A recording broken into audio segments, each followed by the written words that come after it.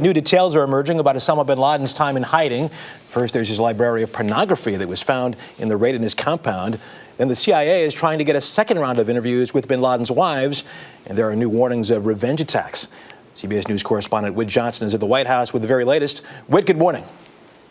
Russ, good morning to you. Well, for the White House, there's no such thing as too much information when it comes to Osama bin Laden.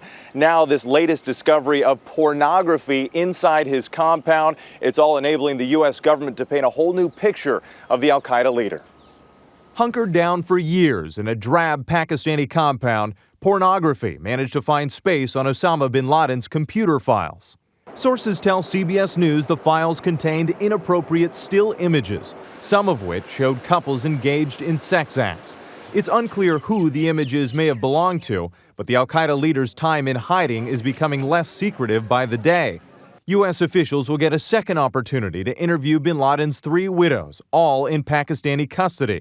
After days of maneuvering, the first meeting was granted just recently. It lasted about 30 minutes, with Pakistani officials in the room and bin Laden's eldest wife doing most of the talking.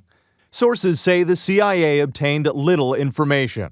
There are also growing concerns over a different problem. The Pakistani Taliban claims this was a revenge attack for bin Laden's death.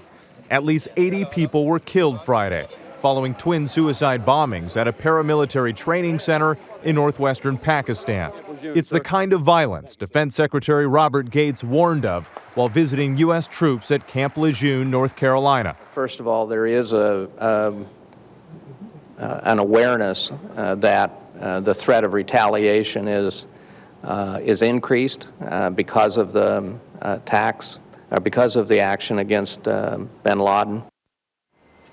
Next Thursday, President Obama will deliver a comprehensive speech from the State Department about the Middle East. The White House says it will cover a range of topics from the death of Osama bin Laden to political turmoil in the region. Russ. Whit Johnson at the White House. Thanks a lot, Whit.